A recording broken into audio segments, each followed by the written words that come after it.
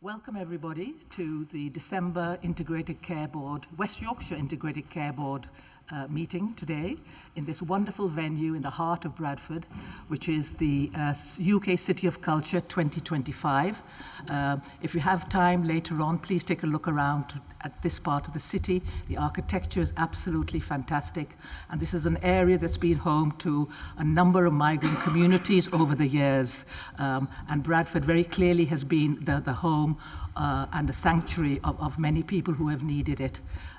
So it's absolutely fantastic to be here, and thank you, Bradford Community Arts, for hosting us today.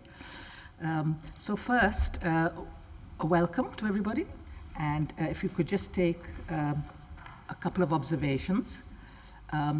We recognize that this meeting is held in public, but not a public meeting. There is an opportunity shortly for public questions on items on the agenda, and please can we ask that you don't film or take photos during the meeting due to the need to respect the privacy of those who are here watching. We do live stream on our website and share photos via our social media, should you wish to view these, and we ensure that the necessary consent is in place to do this. So first we'll introduce our board members. I'm Nadra Mirza, and I'm your acting chair. And on my left. Hello, my name is Rob, I'm the Chief Executive. Hi, my name's Ian Holmes. I'm Director of Strategy and Partnerships and Deputy Chief Executive. Good afternoon, I'm Jonathan Webb, Director of Finance and Deputy Chief Executive. Good afternoon, Vicky Dutchburn, Accountable Officer, Kirklees Place. Hello, I'm Richard Vautry, a GP, and I'm the Primary Medical Services Representative. Hello, I'm Kim Shuttler, I'm the VCSE Partner Lead. Hello, I'm Brendan Brown, I'm the Chief Executive at Leeds Teaching Hospitals, and I'm here as the Acute Sector Rep. Hello, I'm Julie Twinell, I'm the Interim Director of Nursing. Hello, my name is Fatima Khansha, and I am the West Yorkshire Inclusivity Champion, which is a role that is shared between the NHS and the Combined Authority. Hello everyone, my name's Becca Spavin. I work for the West Yorkshire Community Health Service Provider Collaborative, and I'm here deputising for Karen Jackson on behalf of the community. Hello, my name's Trace Patton. I am Accountable Officer for Bradford District in Craven Place and Chief Executive of Bradford District Care Trust. Hi, I'm Colin Lynch. I'm not a board member, but I'm Chair of the Community Services Provider Collaborative. Hi, Neil Smithwaite, here for Robin Dunham, part of the Coldwell Cares Partnership, part of the ICB. Good afternoon, I'm Jane Madeley. I'm a non-exec member of the board and Chair of the Audit Committee. Hi, I'm Hannah Davis, Chief Exec at Health Watch Leeds, and I'm here on behalf of the 6 local Health Watch working across West Yorkshire. Hello everyone, my name is Shaukat Ali Khan. I am the Chief Digital Information Officer for the West Yorkshire ICB. Hi, Tim Riley, Accountable Officer for Leeds Place. Good afternoon, I'm James Thomas. I'm the Medical Director for the West Yorkshire Integrated Care Board. I'm Lou Auger, and I'm the Interim Director for Planning and Performance at the West Yorkshire ICB. Steve Turnbull, the Director of Public Health for Wakefield, representing the West Yorkshire Directors of Public Health on behalf of Victoria Eaton. Hello everyone, I'm Mel Brown. I'm the Interim Accountable Officer for Wakefield Place. Good afternoon everyone, Majid Hussain, non-exec member. Thank you. Hi, Amy Willett, Head of Corporate Governance, West Yorkshire ICB. Hello, I'm Laura Ellis, Director of Corporate Affairs. So warm welcome to you all, and especially our members of the public. Thank you for coming to observe us. Laura, could I pass you on to update us on the apologies? Yes, thank you. We've had apologies today from Robin Tuddenham and Neil Smithwaite as deputising, Sarah Munro, Victoria Eaton and Steve Turnbull is deputising, Karen Jackson and Becca Spavin is deputising, Anthony Keeley, Ed Whiting, and then just to advise that Brendan Brown will be leaving at around 3 o'clock and AC will be joining us in around an hour's time. Thank you. Thank you. If I just move to declarations of interest, throughout the meeting reference will be made to organisational change, and it is recognised that all members of the board should declare a direct financial and professional interest in this, and to any other point that might be relevant to do so during the agenda. So we'll now go to the minutes and action log from our meeting on 23rd of September. In terms of the actual minutes, any points of accuracy? No. Any matters arising that aren't on the agenda or on the action log? Yeah. Can I accept them as of the minutes, correct minutes of the meeting? Thank you. Laura, could we go to the action log? Thank you. Yes, we have. We've got 2 open actions on the agenda today. The first one relates to the performance report at the last meeting and was an action to take place outside relating to children and young people's service. I don't know, Lou, whether you've got an update in respect of that action. Really sorry, Laura. Can you repeat it? Apologies. No problem. I think it was a specific request to review outside of the meeting any further escalation or specific ask relating to children and young people's services, which would help to make progress. We took it out of the meeting into one of the further sort of like subgroups. I haven't got an update to provide at this point. Are we happy to close it as a board? Because I don't think we asked for it to come back here. I think it was just to make sure that it happened outside of the meeting. So if we close that one. And then the second open action, it was a query that arose when we were discussing the board assurance framework, but actually related to one of the mitigating actions listed on there around a business continuity incident that affected GP practices in Bradford. I'm just going to pass to Showkat to give an update. Thank you. Thank you, Laura. I think this is related to the incident in July, where we had a committee who evaluated the entire activities based on that, identified the root cause, and then come up with the lesson learned, which have been applied now. So the issue has been resolved, and in addition to that, the new upgrade activity, which was scheduled in the 7th and 8th of December, that has been done successfully based on the learnings. So there's nothing pending on this regard now. Thank you. Okay, thank you for that. So we formally... Yeah, the next item was around 3 urgent decisions that we had to bring. Could I ask Jonathan and Laura to talk us through this so that we as a board can formally ratify them? Shall I go first, Laura? Okay, thank you. Thank you, Chair. So there were 2 urgent decisions which related to the ICB's financial forecast. So the first was an urgent decision that was taken at the start of October. So board colleagues will recall that as an ICB, our plan for the year is a £15.4 million surplus. And that's within the context of a system break-even plan that's reliant upon £49 million worth of deficit support funding. So we met, as I say, at the start of October to determine a change in the forecast of the ICB's position at the month 6 returns. The context behind that related to the £33 million worth of system improvement that required when we signed off our plans at the start of the year. And one of the approaches that we took was in the Leeds place. Providers wouldn't change their plans at the start of the year, but once they were more secure that they were in a position to deliver that required improvement, they would change their forecasts at month 6. And that's what they did to the tune of £1.8 million. So they changed their forecast to for £1.8 million, so they were better than plan. We were holding that deficit, if you like, as an ICB, and we deteriorated our plan, which gave overall system balance. So that was the first change that we made, Chair. The second urgent decision was one that we took at the end of November, and so this was to inform a change in forecast in the month 8 reports.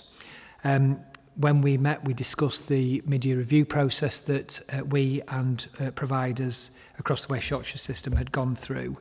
And we identified that as an ICB, our best case forecast was to be better than planned by about £16.5 million. We agreed that £6 million of that would be released to support the ICB's position. And that was part of a system response, which included the ICB and a couple of other organisations, to support a financial deterioration at Airedale NHS Foundation Trust. So for clarity, that would see the board's forecast surplus for the year be £6 million above plan, so 21.4 million as opposed to our plan of 15.4. In both cases, at month 6 and month 8, that gives an overall balanced position as a system. Just to, in respect to the third urgent decision, just to note that Richard Vorty does have a direct financial interest and has agreed not to participate in this item.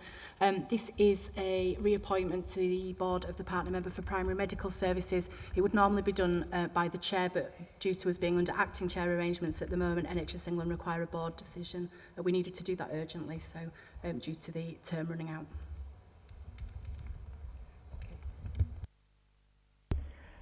So are we happy to formally ratify these 3 urgent decisions? Yes? Brilliant. Now we turn to our public questions, and just to reiterate that we really, really welcome questions from the public about items that are actually on our agenda, and I hope people understand how to do this. So the reason we do like the public questions is it helps us make sure that we understand how people are receiving our services and what sort of improvements we need to think about. So if I pass to Laura again, I think we have 2 questions. Thank you. Yes, we've received 2 questions that relate to items on the agenda today. So the first one has been received from John Puntis. I'll just read out the question and then I'm going to pass to Ian Holmes to respond. So the question is, at the last ICB meeting, I asked the board what plans it had to maintain an independent voice for patients that can hold services to account after the abolition of Health Watch. The reply that Health Watch did great work and would be around for a while longer was not really an answer to my question. Could I ask the board to consider whether full answers to questions from the public could be provided in writing sometime before the next ICB meeting takes place, and that these are posted on the website and not just in the minutes so that they can be found easily? I'll pass to Ian. Yeah, thanks, Dr. Puntis, for the follow-up question. On this one, I do think the response that we gave in the September board meeting reflected the full position at the time. We'd heard in the summer that the government intended to abolish Health Watch organisations, and we were responding on that basis. Clearly, abolishing Health Watch organisations requires legislative change. We don't have a definitive timescale for that, and we want to continue to work in partnership with Health Watch organisations in West Yorkshire up to that time. Since September, we've done further work in this area and how we ensure that we have public voice as part of our decision making in the board meetings going forward, and you'll see there's a detailed report on the agenda today under agenda item 18, which sets out our plans and proposals for doing that. We do try really hard to give full answers in board meetings, and we'll continue to do so. Where it's not possible, we explain as part of our response. If there's any reasons why we haven't been able to provide a full response, we'll do that separately. Finally, we've been putting together a repository of questions and answers that we've received over the last 3.5 years, and we're about to publish those on our website imminently. Thank you. And the second question was received from Kat Kurzik. Oh, sorry, I don't want to come in on that one. Sorry. I just wonder if it would be possible to give an update around Health Watch and what's happening sort of nationally, just because the question is coming around Health Watch, if that's appropriate. Could you just repeat that? I didn't hear that. I just wonder whether it's worth giving an update around what's happening nationally around Health Watch, in terms of sort of activities around influencing the legislation. We have an update item later on, so we can take that then. Okay, fine. Thank you. Yeah. Thank you. So the second question was received from Kat Kurzik. And is West Yorkshire ICB aware of any foundation trusts in the area being marked for becoming integrated health organisations? And if so, what concerns around this have been identified? And again, I'm going to pass to Ian to respond. Yeah, thanks again for the question. So the short answer to the question is there's no organisations currently in West Yorkshire that are being earmarked or identified for becoming an integrated health organisation. What we can say is that in line with the 10-year plan, we're really keen to support the development of more integrated models of provision and explore potential contracting models that allow us to facilitate this, and we'll work with NHS England on this, and we're waiting further guidance in relation to this. Thank you, Ian. Just to once again let people know that we are really, really keen at the West Yorkshire ICB and we welcome individuals to contact the ICB, and if there's any further information on our website for public inquiries, opportunity to submit freedom for information requests or seek assistance through our complaints and PAL service is there for you. But please continue to put in your questions to us. Thank you. We'll now move on to item number 14, which is the Board Assurance Framework. Once again, Laura, you're going to be presenting this. It's really important that our Board Assurance Framework, with all the risks that we're facing and the mitigations, are discussed at board and in public. Thank you. I'll just do a short introduction to this report. Thank you. So during this cycle, we've been reviewing at West Yorkshire level the risks that are on the board assurance framework, and the focus has been very much looking at those in the context of organisational change, future role of ICBs. We are proposing, therefore, that we change the wording of one of the principal risks, that's 4.1, to details within the paper, and that has been discussed through the committees. Just to bring to your attention, we've also done a detailed quality review of each risk this cycle. That involves going through in detail all of the scoring of risks, the controls, the assurances, and making sure that we have captured actions, mitigating actions to address any gaps in terms of control or assurance. We're still working through that with risk owners, but you will see that there are some changes within the framework. The main reason why we share it early on the agenda is to make sure that it's in our mind as we go through the other items that we're discussing today, and we have flagged some of those links. It's not intended to be an exhaustive list of connections, but it just gives you some indication. I just wanted to finally say that we know that the board assurance framework will need to change as the ICB changes. We are planning in the new year that we will, as we're thinking around our strategy, how that links to our strategic objectives, in turn to our risk appetite, and thinking about a board assurance framework for the future. So that's a number of months away, but just to flag that, as I know people have asked whether we'll be expecting change in terms of risk management as a result of the organisational wider change. Thanks, Nadra. I'll pause there and see if there's questions. Thank you, Laura. Any questions? Yeah, thanks, and thanks, Laura, for the paper. I was looking at it in the context of the sort of changes that we, I guess, are anticipating. So there are a couple that I just would be helpful just to hear a little bit about, or people can point to later in the agenda when we might discuss it. But in the paper, it talks about where we've made some changes as part of the recent review. So risk 3.1, a risk that we don't invest resources in a way which prioritises community primary and prevention programmes. It talks about mitigating actions have been updated for the board to consider issuing the direction to places about shifting investment from acute to community. And it'd be helpful just to, for the formality of the board to hear, is that still to be decided? Have we actioned that, or are we actioning that as part of the current planning process? Maybe we could get a response on that, and I've got a question later, if that's okay, a second one. Thank you, Jane. I'll ask Jonathan Webb to answer that. Okay, thanks for the question, Jane. You know, as you know, it's something that we've discussed for the last few years since we commenced as an ICB, and that's always been the intent, to invest more in community primary care services to make sure that population is better served through that route, and in part as a consequence to reduce some of the impact that we can see on what are busy and often stretched hospitals. For the planning round this year, nationally there's an assumption that more resources will be put in by ICBs into community services, and we've reflected that in our indicative plans that we'll submit this week to NHS England in draft form. So that's been built into our West Yorkshire assumptions and therefore our place assumptions. What we will be doing over the coming weeks is working through exactly where that money will be deployed and how it will be deployed for the best effect. So the intention is absolutely to invest disproportionately highly in community services as part of this year's planning round.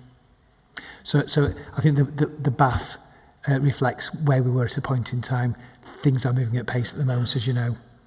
Thank you. And could I just ask a further one on risk 1.1, which is the one-on-ones, again, that sits at board level. Again, this is around local priorities to narrow inequalities, the risk that they're not delivered due to external impacts. I noted the update in terms of key controls, which is really relevant to the future role of the ICBs in terms of establishing the strategic commissioning function, which will establish capabilities to understand and report inequalities.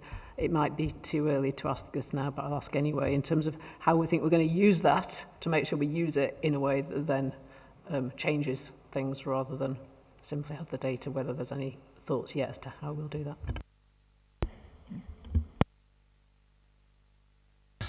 Yeah, thanks, Jane. So as you say, as we're moving towards a strategic commissioning, more clearly defined strategic commissioning organisation, as a result of the organisational change process, we are building and designing capability and BI infrastructure to allow us to better understand the inequalities that different communities face across West Yorkshire. The role then as a strategic commissioner will be to translate that into a set of commissioning intentions that we enact with providers through contracts. Clearly there's a way to go before we actually enact that change, but it will absolutely not be that we're kind of measuring the inequalities, not doing anything with it. It will be how we use contractual mechanisms and relate to providers to ensure that we are incentivising and funding providers to address those inequalities. So would it be okay to assume that in future iterations, assuming this risk broadly stays in the new BAF, that we'd unpack a bit more that control in terms of its more, how it will actually change things beyond the info? Yes. Yeah, thank you, Jane, for the question. I'd just add a further element which I think we can reflect in the controls and assurance in the future, and which is really important for us to consider as a board as we think about organisational change, and that's the role of the Strategic Authority, which is, in our context, the West Yorkshire Combined Authority. So we've already got a really good set of arrangements around joint working with the Mayor and with the Combined Authority on issues like work and health, creative health and housing and health. And given the Mayor now will have a duty to look at prevention and the public's health, it seems to me that there's a real potential to strengthen that one further than there is today. It needs to be put in place though, and board members will be aware that the guidance nationally suggests that this board and its future iteration will be smaller and the Mayor should have a seat on the board. So as this all develops, and maybe during the conversation today as we're thinking about organisational change, we keep one eye on those things too. Thank you. We have questions or comments from Richard, Fatima and then Tim. Yes, thank you, Chair. It was also about 3.1. Those in community and primary care services have often heard that aspiration to invest preferentially within their sector, and they've heard that over many, many years. I remember the previous NHS England document, I think 2019, 2010, I think talked about a preferential investment. Obviously the pandemic played a big impact on that not happening. But I think it's going to be really important for the ICB in the future to demonstrate that that is exactly what is happening, not only to patients but also to those in the sector as well, because I think they've become a bit cynical that these things don't happen, and I think it's for us to demonstrate that it is happening and show it materially and what impact it's having across the board. Thank you. Absolutely. Fatima? It just builds in or on Jane's point regarding sort of prevention and working in partnership. So one of the reasons why West Yorkshire Health and Care Partnership was so good at what it did was because of its partnership working. And I was looking at risk 4.1, which talks about the risk of the partnership working on wider societal issues. It may potentially be prioritised because of operational challenges, and it sort of says that the risk score is the same. And I was a bit sort of like, really? Because of all the other things that are going on, I wonder whether that was actually fair or whether we do need to reconsider that scoring, and also just to hear a little bit more about the assurance and work that's taking place to ensure that even if we as strategic commissioners are not in that space, someone is still picking it up, because it will still be important, particularly when it comes to prevention, but also ensuring that we address health inequalities. Who would like to respond? Ian? Yeah, so I think we have increased the likelihood of that happening because the running cost reductions that we need to go through will inevitably impact on our ability to work in that partnership space. But we are trying to be quite careful in terms of how we prioritise capacity and how we work with the Combined Authority and other partners to really choose the things that we think will make the biggest difference, the Health and Work Accelerator being one of those things.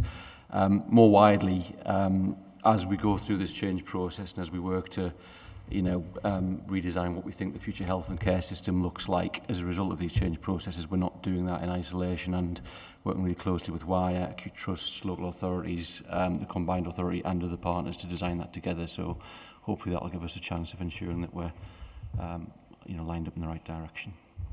Rob?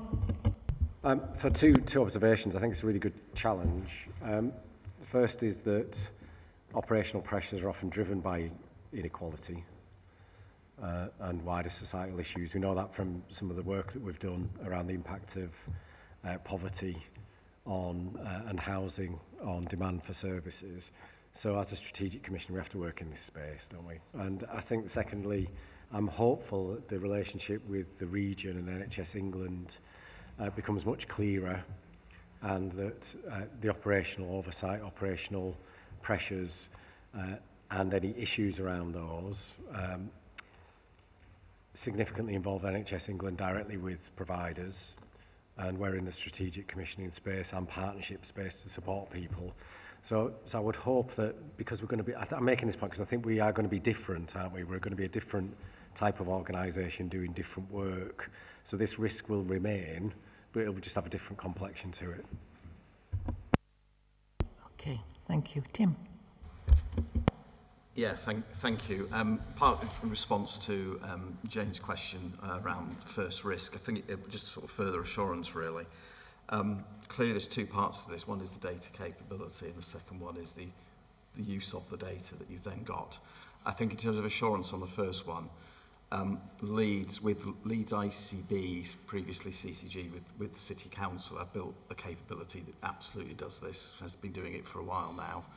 And we've got a deal between the ICB as a whole and Leeds City Council that will then become the underpinning of the future business intelligence. So the capability's there, we know how to do it, it's being done. And then I think an example, and there will be other examples from other places, a number of our local plans are driven and shaped by that data, and with a real focus on inequalities, for example, around cardiovascular disease and hypertension. And that's something I know is replicated not just in Leeds, but in other parts of West Yorkshire. Thank you, Tim. Any responses to that? No? Okay, thank you. No more questions? Okay.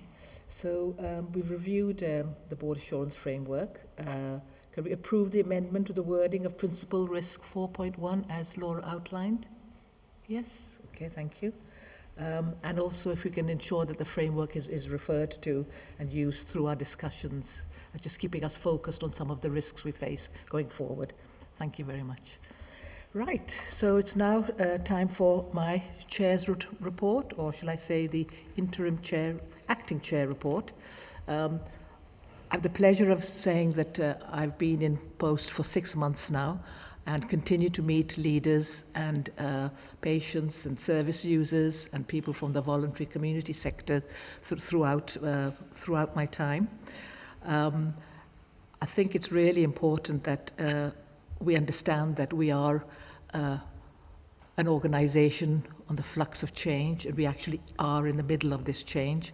And I really appreciate our executive and all the teams who work with us for their commitment and the fact that they work with such loyalty and openness in a time that's very, very difficult for themselves. Nationally and regionally, I work quite closely with our NHS England regional director and the 7 regional chairs as well. Well, not the 7 regional chairs, but our chairs from the ICBs in our local regions. We know that NHS England is now reorganising themselves to appoint 7 regional chairs. And you'll see in my paper that there's further information about those chairs and their roles if you're interested. I have attended a number of meetings in the region that include Yorkshire and Humber chairs, and this involves the regional director as well. And we are really using these meetings to keep us on top of the changes, some of the pressures nationally, and also gaining some training and development for ourselves at that higher level. Of course, I'm involved with a number of networks at different levels as well, and they are a really good opportunity to meet other ICB chairs, those who have clustered and become bigger organizations, and to hear how they are dealing with their organizational changes. And I hope that I'm bringing a lot of that intelligence back to our communities here. With Rob Webster, our CEO, I was involved with hearing the mid-year reviews that were conducted by NHS England with our trusts, and I think Rob will say a little bit more about those later on. We have a transition committee of the board that is really holding to account the processes and configurations below us. At this transition committee of the board, we review and look at a number of the changes that we're going to have to be making in the future to become the new reformed ICB. The board itself has a number of development days, and these days are used to make sure that we are scrutinizing our changes and that we are delivering what we are expected to deliver from our region, from the department, but also keeping in focus our patients and our service users, and remembering that we are a compassionate learning organization as well. The next board development session will take place in January. We do try to make sure that we use community-based venues so people are aware of where we are and possibly what we do as well. I've been involved with a number of partnership working boards, one of which is the Integrated Care Partnership. We have quarterly meetings there. I'm really pleased also to note that we have two commended and one award winner from the awards that are led by the HSJ, which is our industry magazine. And we have some amazing work that has been undertaken and recognized by Bradford District Care Trust. And they won the Digitising Patient Care Award for their work to improve the patient experience.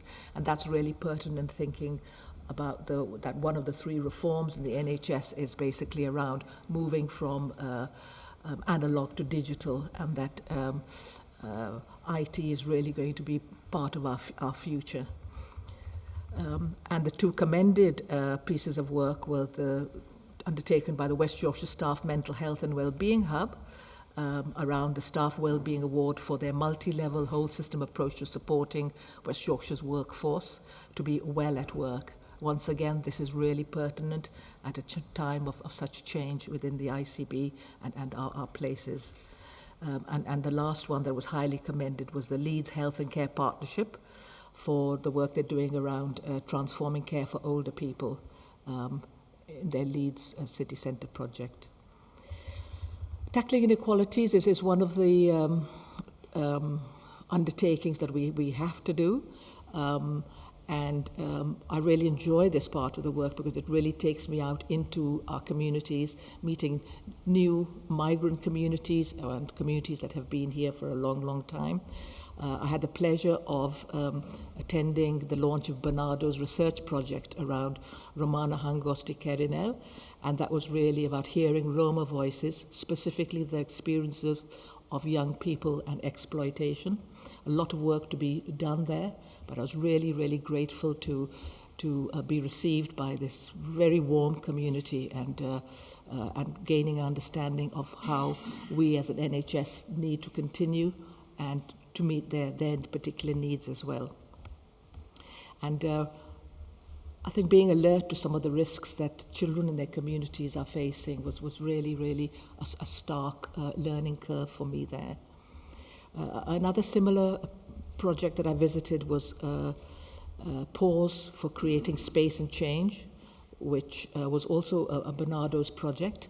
And this was a project specifically for young women who had experienced abuse, exploitation, trafficking, etc., but did have young families of children, and sadly these children had to be taken away so that their mothers could really get well again and to be able to be supported to look after them. I was incredibly impressed by basically where those women started and where they were now, and also how our interventions from the ICB and from clinicians and others and the voluntary sector at place had really supported them to get well and to be able to get back into society and really improve their mental and physical health.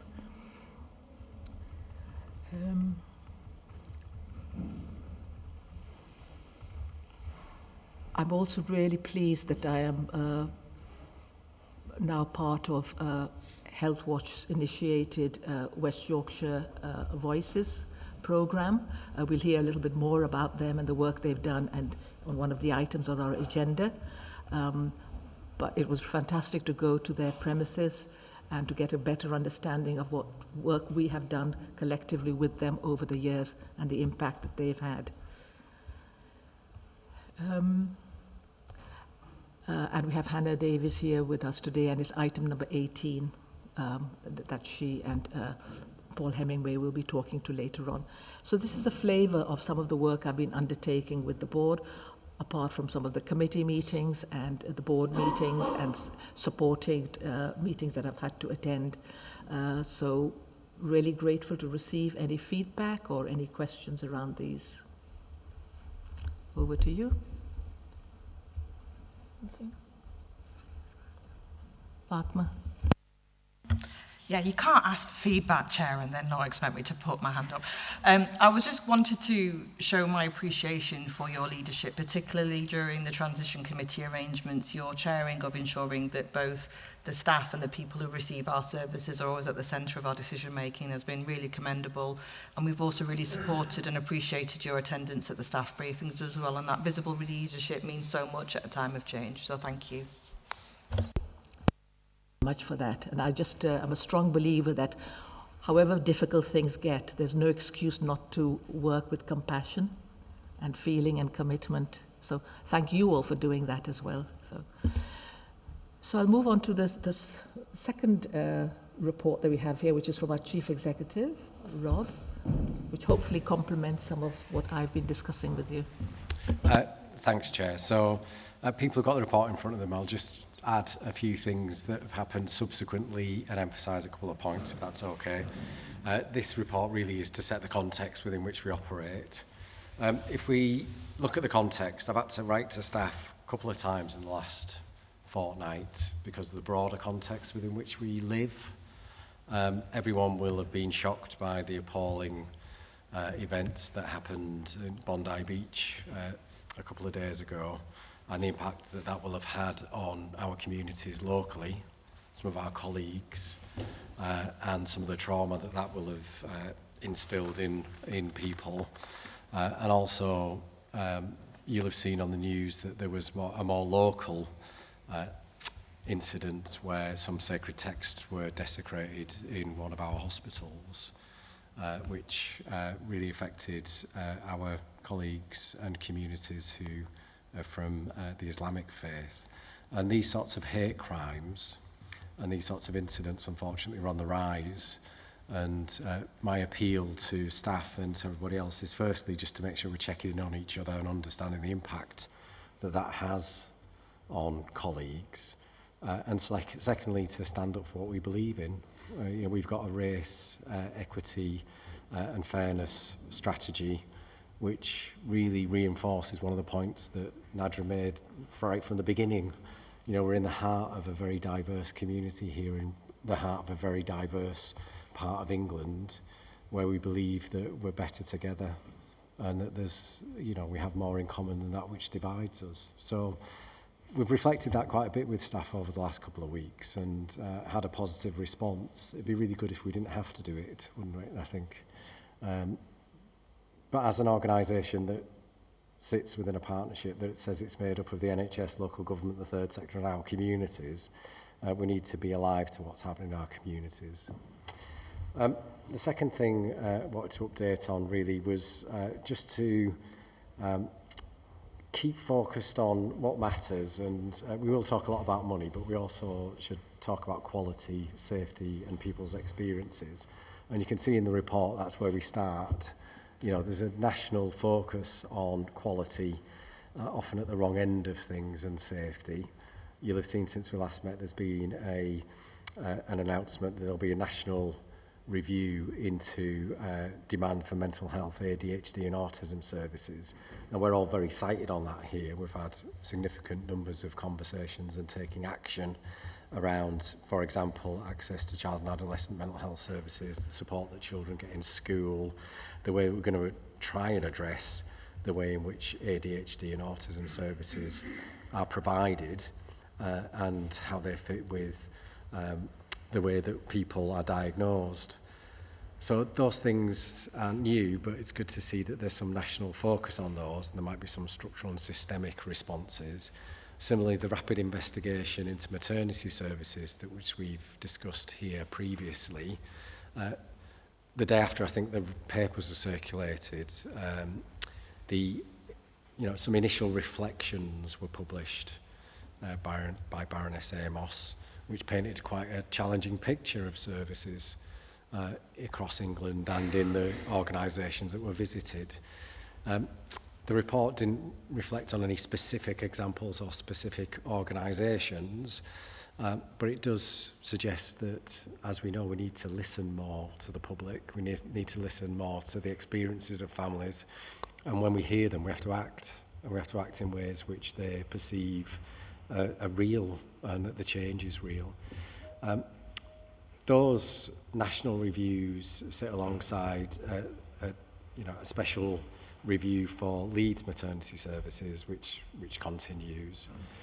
But that focus on quality and safety nationally and other things that have happened in the system, I think, re-emphasise, if we've ever needed it to be re-emphasised, that really we're here to improve the quality of services and outcomes for local people and to ensure that people get fast access to safe services.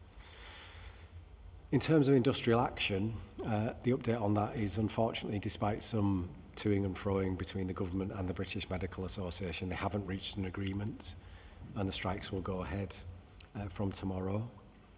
Lou and the team have been making sure we have a good coordinated response. We have a full rota of directors, incident directors each day, and the reporting around that will make sure that we're on top of any actions that need to be taken during this period. It will be difficult. We are used to doing it now, unfortunately. The consequences for people in our communities is such that there may not be any significant immediate harm to some individuals, but there will be harm for having your procedure cancelled, or the stress of that, or that being done again for staff, and we shouldn't lose sight of that. The budget obviously has been a big part of the news in the last month, and the agreement that there would be resources for voluntary redundancy in the NHS for this year was part of that, as was the real terms growth expectations for the next few years. And we'll return to the issues around organisational change shortly. They fit within the context of the medium-term planning framework, which has been published, with the promise of at least 20 other documents to go alongside it to help us plan for the future. And again, the board's had a meeting this morning to look at how the plans are starting to shape up as we get the initial returns around those. I think all of this points to a set of arrangements where we need to ensure that all of the things that we've put in place, and this is where I think we are strongest, the work that we do collectively, look at the organisations represented around the table, the work that we do collectively to focus on the mission that we have collectively, the risks we're seeking to collectively manage during this period of significant change and pressure, give us a good chance of being successful. A lot of the changes and a lot of the pressure could drive us apart. But if we do, as Tim said earlier, if we look at the data, if we look at what's going on, as Baroness Amos and others tell us, if we listen, and as Nadra's been describing, if you're out and about listening to what people are saying, you've got the data, you've got the intelligence to understand what you need to be doing collectively. And I think we must continue to do that. We'll talk later about some of the positive work that's going on around National Neighbourhood Health Improvement Programme and neighbourhood health services and joining things up for local people. And we'll talk a bit about the stresses and strains from the need to drive more efficiency. What's really crystal clear is, as a strategic commissioner, there'll be a significant focus on us making sure the quality of what we commission is assured and that the value for money that we're getting for people by investing upstream, by investing in things that work, is also assured. So that sense of the emphasis that we'll get in these board meetings from next April should be something that we take account of, because it will be changing. I didn't want to add anything other than that. Thank you. Thank you, Rob. Any questions or comments for Rob? Okay, Majid and then Jane. Yeah, thank you very much for that, Rob.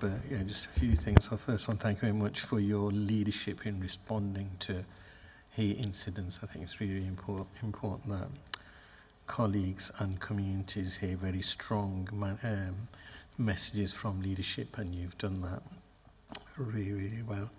The next point I just wanted to pick up on 2.22 speaks about, and this is in our gift, but I think it's an important point about national living wage and the impact on migrant workforce with these new visa restrictions. And I know you've said you've contacted the Secretary of State on a number of occasions, but I don't know if you've managed to sort of say something about this and the impact that it'll have on our workforce, because they don't quite meet the threshold, and that's going to present us with challenges.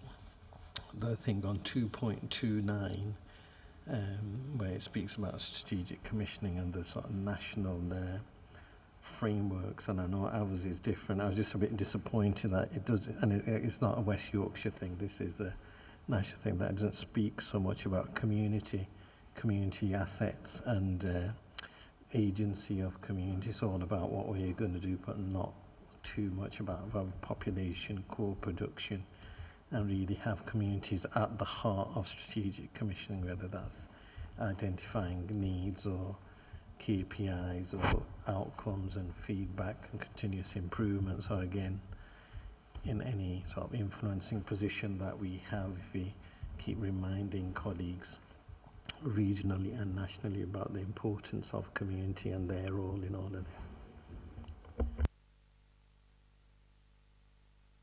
Noted. Jane and then Hannah.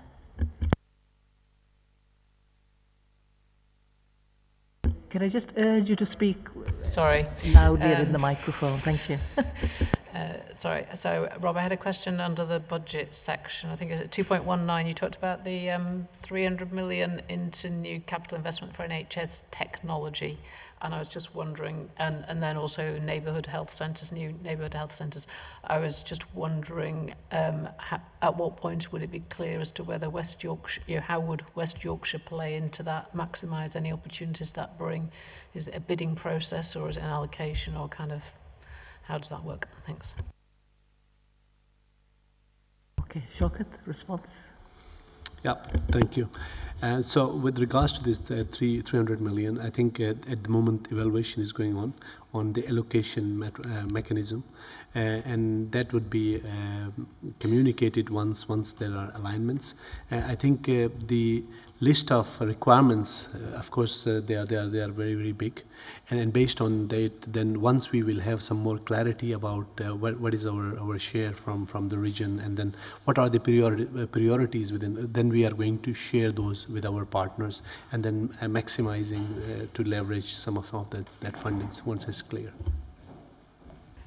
I guess I was keen to ensure that we are equipped to sort of take the benefit of those as well across the patch, because it's both ways, isn't it? It's easy to sometimes get the funds, but how we utilise it. So I think the very good part is that we are equipped on that part, and how we are within our CIO network and within our digital board and senior leadership team, we have list of our priorities where these requirements are, and then as soon as we know the clarity, especially the direction on which areas will be prioritized, we have a mechanism of collecting that on a really short time. Thanks, Jane. So in relation to the neighbourhood health centres, I suppose a few things. We've been in touch with the NHS England for quite a while now, a couple of years, about how to progress, particularly some of the more significant and material GP practice renewal, replacement, new facilities, etc., which is often around bringing together a number of practices alongside other health services, other social care services, etc. Some of those developments haven't quite progressed as we want to progress. There's something about the market at the moment for third-party developers. I think we're interested to continue to work with developers and Department of Health and NHS England to explore what this might give us in terms of a new funding model. So, as you can see in the briefing, it's not about additional capital that will be supported by necessarily from NHS England. This is about working to harness some of that private investment. So we're keen to explore that, because we've got a few developments in West Yorkshire which we think might be appropriate. So we'll be considering those through the places. Okay, thank you, Jonathan. Hannah? Just to say, Rob, really welcome that focus on quality, the review nationally, as you mentioned, around mental health, which has been an ongoing priority that people have talked to us for a long time, and neurodivergence as well. I suppose it's linked to the next item around organisational change, though. And I suppose, particularly from a public point of view, it's hard to understand the important roles that have been played by the ICB, but the roles around involvement, around commissioning, around quality, around complaints, around inequalities. The reality is there is going to be less resource around that. And so I suppose, at the same time, as well as saying it's really important that we're listening to people's experiences, we're coming at that at a time of change in resource around that. So I suppose it's just making sure that that isn't lost in some of this change, and the priority around health and care systems at all levels, being able to hear and listen to people's views, and importantly, like you say, Rob, act on what people say. So I think it's a powerful point, and our role going forward as a strategic commissioner means that we can set expectations of providers around some of those areas. But more importantly, as we develop the provider collaboratives across West Yorkshire, and they become even more mature, and the provider partnerships in places, you would hope that there's a requirement on them to do the same. And I think that if you look at the leadership of those organisations in West Yorkshire, some of which is around this table, I would say that they're firmly committed to that, because they know it's the only way you're going to get good, efficient services that meet the needs of local people. I don't know if and Therese or Brendan or anyone want to comment on that.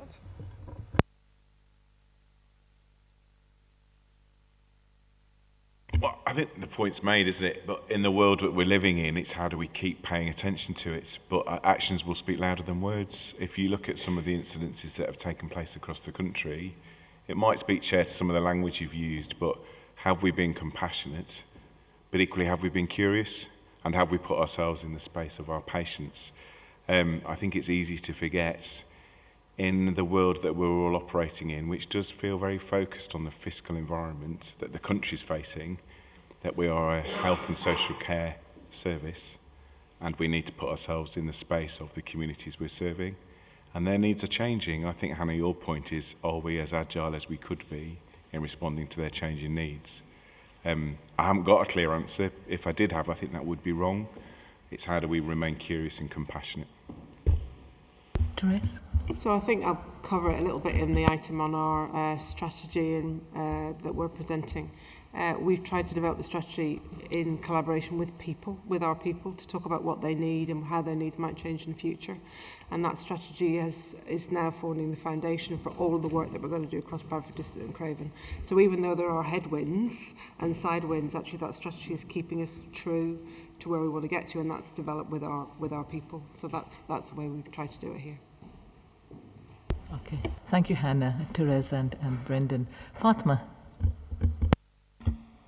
To be honest, Brendan's kind of taken my thunder, to be fair, because my question was about agility and remaining curious. I mean, it would be unsurprising of me to acknowledge and really appreciate Rob's leadership in the space of some of the horrific incidences that our colleagues and service users have had to witness and experience.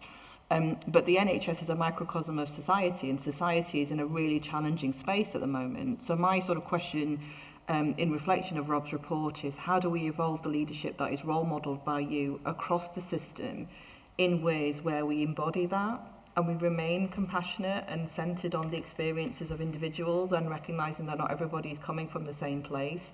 Our workforce will not always come from the same place. So whose job is it to broker that and to navigate that? Because we've still got a number of areas where we're not clear whose job it is to do those things. I suppose my final point, and it builds on your point, Hannah, about the aspiration that this is supposed to make our leadership and our system work better for the people. My question is, well, how will we know that? And which people are we talking about? Because it's really important that if we're making such a significant change and experiencing such sacrifices, and then a lot of people will be making sacrifices to make this work, that it's in the interest of the people who need it the most. And I'm not quite sure that we're fully clear on that yet. Because we're on a journey, aren't we? You're absolutely right, Fatma. We are on a journey, but also a reminder that all of us sitting around this table are patients, service users, so we have a vested interest in getting it right. So we'll move on to the next item, and I think this will probably give us further information about the way we're taking forward. And this is Rob Webster once again to look at organisational change and where we are. Yeah, thank you, Chair. Before I get into the paper, just to remind people on the last point that Fatima made, two things to keep in view. Firstly, there are now a national set of leadership and management standards and expectations of people working in the NHS, and the implementation of those and the regulation of those will be overseen by NHS England. So the model regional blueprint for NHS England talks about strategic leadership and leadership development sitting there. The second thing I'd say, though, is all of the leadership work that we've done here amongst the partners in West Yorkshire has been our choice to do. So the work that we've done around the fellowship, the work we've done around the system leadership executive, thinking about our anti-racism stance, the anti-racism work we've done with the board, that's been our choice. So we've got agency here. And if this group of people are saying to partners that it's important that we continue to keep reinforcing that compassionate, empathetic leadership, where we come together to think about what's happening now in this context and how we need to demonstrate that, then we can take that forward. We're not passive recipients of national guidance. We have our own agency, I think. Clearly, all of that requires involvement of partners and decisions with partners, and there's a piece of work going on as part of the organisational change update. And you're getting me today, not the very smooth Anthony Keeley, because he's off today. There's a piece of work within that Anthony's leading with Ian and with colleagues over in the Combined Authority and elsewhere about what does the partnership of the future look like. Because it will be different, but we will need to have one. So I just want to make that point. You've got the organisational change update in front of you. I'm not going to go through all of it, just to remind people that there are 4 broad areas that have changed. There is the national DHSC and NHS England work, and NHS England have opened their voluntary redundancy scheme because they're going through significant changes. That will impact upon our regional and our national colleagues, and subject to legislation, NHS England will be absorbed into the Department of Health and Social Care. There's then the regional tier, and there are 8 work streams being set up by our regional colleagues in NHS England to look at issues like performance, workforce, digital, And we have people playing into those. So, for example, Shaukat is very actively involved with colleagues across the region about how do we manage the digital agenda now in transition and in the end state, which is particularly important given that it's one of the 3 governmental shifts that people want to see from and more of an analogue service to an analogue and digital service is the way that I would describe it. So there's work going on there, and as we've heard so far in this meeting and in the private meeting, we're starting to see a flip in the way that NHS England leads conversations. Nadra described the mid-year review process, which was the region meeting with 4 of our 10 trusts to discuss where they are during the year on their finances, quality and patient experience, with us in attendance. And they also met us to hold us to account in the mid-year review about where we are in managing the system. So we're starting to see that regional change in roles happen, with some double running and a bit of blurring still to be resolved. The ICB changes are substantial. You can see in the report that we've opened our voluntary redundancy scheme. We've had over 300 applications to that, well in excess of 300. That closed this week, and we'll be making decisions in principle around that, which staff will be informed of following the closure of the consultation around the voluntary redundancy scheme on the 9th of January. So in pretty short order, we should start to see a number of people knowing that they don't want to be in the organisation anymore. They will be leaving the organisation. All that's in the context of us starting the formal consultation mid-January. The reason we've done that is to make sure that some of the questions that we had around how digital is going to work, how workforce is going to work, how we take account of other national guidance for different functions, we can get through some of that, have the best possible structure to go out to consultation mid-January, have a 45-day consultation, and then go through the recruitment and selection processes. To make sure that we are progressing the reductions in staffing numbers that we need to see, we're also going to open a second voluntary redundancy scheme at the same time that we open the consultation, so that if people have the proposed structures in front of them, they might decide that they just want to go sooner. And that will be available to people against the national set of eligibility criteria, which will remain in place.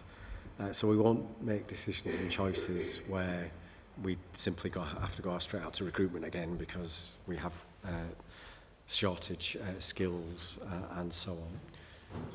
So we're making that progress. That will only work if our providers are geared up to step into the space that's left behind in places. And I'm really grateful to all of the colleagues in all of the places for continuing to progress the work involving the voluntary sector, primary care, all of the NHS organisations and local government about how those arrangements are going to work. We had a really good peer review process last week where each of the places presented to their peers what their plans were, how they were going to be governed, what services were in scope, how much of the budget might be in scope in the early stages, where some of the risks are. There was some really good joint learning where some people were doing things really well. You know, Bradford's work on primary care was pretty good. The sort of governance from primary care into the system in Wakefield's good. The Leeds work that they've done externally with partners thinking about the scope and the role of trusts really good. So if we can bring that together and accelerate it, we've got a really good chance of being successful. That work has always been important, and we'd ask people to have things in place for next April. Given the announcements in the budget about voluntary redundancies going ahead after all, and the pace at which we're working, it becomes even more important. So the board will have a view about how we work with providers in places in the future, as well as how we work with provider collaboratives across West Yorkshire in the future on things that need to be managed at that level. So those 4 levels of national work, the regional work, the ICB and providers, there is progress on all of it. The logistical work that's required just to get through that is substantial. And that's reflected, as you've seen, in the board assurance framework. It's reflected in the risk programme, and it's reflected in the AAA report, I think, from the transition committee. We also have a transition partnership committee, so that some things that we currently do will be done by partners in the future, and that allows us to make sure that there's a good and safe transition for some of the business. There are still risks around some of that, but we're trying as much as we can to mitigate those. So really, just for the board for today, just wanted to make sure that people had an update on the progress that's being made. The fact that, particularly since we last met, we've had to step up pretty quickly in talking about agility. You know, we've seen some real agility from staff, from teams, from the corporate functions, and getting through that. So on the back of that extra money that we got for voluntary redundancies, we are now accelerating the process that we're going through, and the requirement from NHS England is that we hit our £19 per head from the 1st of April, because that's what money we're going to get. That will put some financial pressure on our plans for next year. As people go through the recruitment and selection process, there'll be a part-year non-recurrent pressure for us, and we'll manage that through the planning process. Okay, thank you, Rob. Richard. Yeah, thank you, Rob. I think as a board, I think we should really acknowledge the huge amount of work that you and the team are doing on this. This is a massive agenda. I mean, you mentioned over 300 people applying for voluntary redundancy. There's obviously a number of vacancies already, sort of, you know, within the system. Everybody else who is hopefully wanting to stay within the organisation is having to reapply for their jobs and are uncertain about what their own personal future is. Many of those who are leading this change still having to think about their own personal futures as well. So I think as a board, I think we want to acknowledge that. We want to acknowledge the real difficulties and uncertainties that people have, but also a hope that we can come through this together, you know, and develop an organisation that will actually continue to service the needs of our patients and population as effective as we can within the resources and the capability that we have. But thank you for all that you're doing and all the team are doing in very difficult, trying circumstances. If we could have Fatima and then Jane. So firstly, just a couple of reflections, if I may, Chair. I think one of the most important sort of symbolisms of compassionate leadership is how you deal with times of adversity, and I think we can say that our leadership has dealt with it in a really compassionate and inclusive way. I think the fact that the timing of it has significantly changed and it's in the lead up to Christmas, there were circumstances beyond our control, but the EMT have moved heaven and earth to make sure that we try and involve people as much as possible, but also support people as much as we can through this really difficult time. So I just wanted to publicly acknowledge and thank them for that. There are some things that I would be really interested in hearing a bit more about. One is, while this is significant change for the organisation, as you've mentioned in your report, Rob, there is still some significant challenges that we need to navigate through right now. So how are we ensuring that with the business as usual that we're focusing on the areas that need it the most? How do we look to the future and ensure that the skill sets that we need to deliver the aspiration of what strategic commissioning should be is being done in the values and the principles of West Yorkshire, so not just the blueprint, but how we West Yorkshire interpret the blueprint. And also, how do we make sure that we continue to involve leaders such as our staff networks in that change? So there's something about we own what we create. We've always used that as a mantra. How do we make sure that more and more people now, as we move through this process, have the opportunity to co-create the future of what West Yorkshire will be? So I think I mean, it's very easy to get into the process of the change rather than the purpose of the change, isn't it? I think in some of these conversations. And I think we can all sign up to a future that says there's going to be a smaller centre.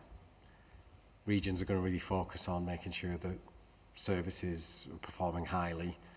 We're going to be strategic commissioners that look at how services are configured, and we work with our providers to make sure that we get the best possible outcomes, we reduce inequalities, do the value for money piece, etc. Providers are joined up to make sure that they deliver joined up services for people which are tailored to their individual needs, and they're part of that care themselves as equal partners in their care. And all of that is, you know, regulated by a single quality regulator. And it all makes sense and it feels better than it has done, because, you know, previously we'd done reports, hadn't we, that said we did a place review that said the places need to change. people might have been rude about the amount of national direction that they had, who'd have known it, you know. So there was a lot of concern around some elements of the system. So I think it's beholden on us to keep painting a version of the future which is compelling and will make a difference. And one of the things we try to do in the staff briefings is not just talk about the people who want to go through voluntary redundancy, but really appeal to the people who want to stay. Because despite all of the things that we talk about, and despite some of the noise, lots of people talk about, I really want to, I love my job, I actually want to stay. I know there are some people who say, I love my job and I don't want to go because I don't want to go through this again. But there are a huge number of people who say, I want to stay here, I want to make a difference because that's why I came into this. We need to involve them, as you said, in the changes to strategic commissioning and the creation of the new organisation. Now we're into a different sort of set of arrangements around consultation with a different timescale. We can do that in a very different way. So Ian, I don't know if you want to talk a bit about how we're doing the strategic commissioning development to put a bit of colour into that co-production.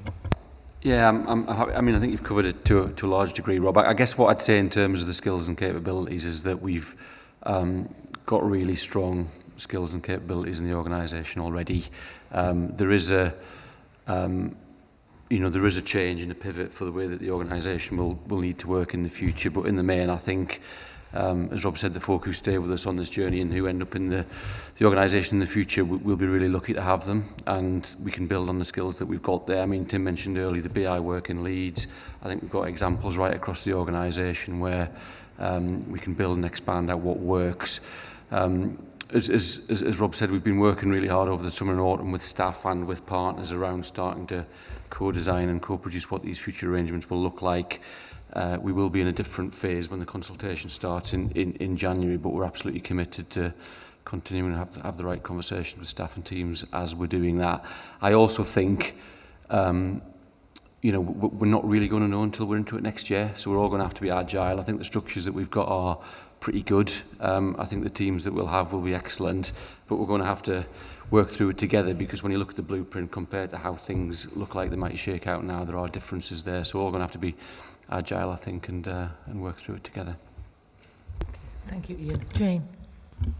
Yeah, thanks, Rob. I was interested in your comments around the peer review that took place on the 8th with regards to this place provider partnership discussion. And there's a lot of top-down blueprint framework stuff in the change that's happening within NHS, and I was just wondering how much we are anticipating moving to consistency in those place provider partnerships over time, potentially, versus each designed on their own.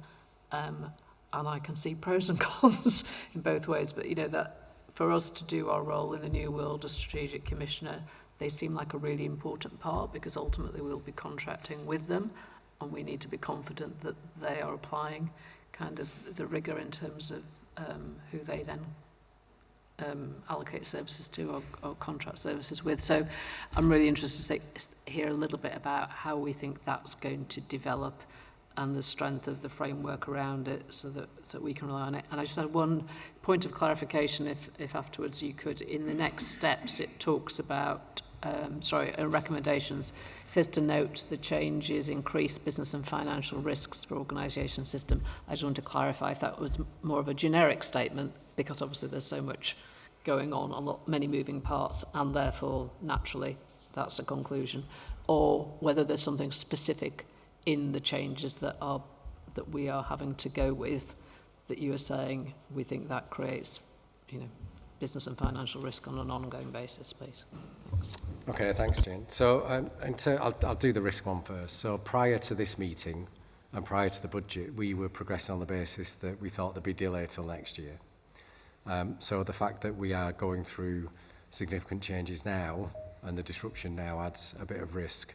There are some specific financial risks that come out of the arrangements. So NHS England and the department were clear that they would meet some of the redundancy costs, and there was an allocation on the basis of meeting some of the costs. That was at a point in time, an estimate at a point in time, so we're trying to assess how close the allocation we received is to the amount we think we'll spend, and we don't quite know that yet, but that potentially is a gap, so that adds some risk. It's not huge, but it is material, and the £19 a head and the requirement to get to that adds risk for next year. So that's the sort of space I was in with that. In terms of the provider partnerships, I'll ask Mel to come in a second. So we asked people to do this prior to all these org changes. So I wrote to colleagues in March saying, can you come up with proposals by September for implementation in April? And alongside that, we were developing a readiness test. And we've been developing that really well, I would say, with partners to a point where it's pretty substantial now. And the way that we finalise it and then deploy it is the particular position we're at in terms of the development of that process. But Mel, I don't know if you want to talk a little bit about the sorts of things that are in it and the difference, what we're expecting of providers, really. Yeah, thank you, Rob. So Jane, we are, in terms of the sort of the peer review that we undertook on the 8th, it's really clear that there is consistency around out of hospital inclusion in scope around all the place provider partnerships. But what will be unique in terms of in places will be what level of other resources such as local authority resources are included within the scope of the place provider partnership. So that will look differently, depending on the discussions that are happening across places. So that's one difference. The other thing I would just like to say that some places are already having wider conversations, such as Leeds, around the ambition to be included in their place provider partnership at this stage. So that's helping the learning across all of our places in terms of next steps. So there are some slightly differences in terms of what's included in scope at the moment. But in terms of the assessment framework, some of your points can be picked up in that. I'm actually doing some work now, some engagement work on the draft framework. And we're going to all of the local working groups at places to make sure that we have got some consistency in the process that we take forward in terms of place provider partnerships. From an NHS perspective, you'll see a lot of consistency with NHS community resources, but it'll be what else is in from wider partners as well. That'll be the difference, Jane. Could I guess it'd be interesting to think, we were talking earlier about the new board role of the mayor or nominee of the mayor across West Yorkshire. So your example there, Mel, in terms of different places might have different elements added in from council services and things like that. It'd be interesting to see whether when you have the mayor or their nominee, they kind of think that's appropriate, or whether they would also think there should be more consistency. But it's, I guess it's an evolving landscape, isn't it? I think it's a good point in terms of being clear about where we want there to be consistency. And at this point, we're saying everyone's got to pass the same tests around readiness. You might meet those tests differently depending on what you've got in place. And there are some core services we'd anticipate being in all of the arrangements. So I think those are the two elements of consistency. The other thing Mel didn't mention, but we have discussed together, is quite clear that there'll be some more national guidance coming out. And we'll just need to make sure that if there are differences, that we take account of that.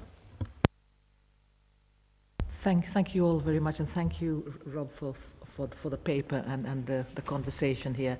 So we note the changes as you've mentioned them, and also the increase of the business and financial risks which have come out, have been alluded to through our discussions as well.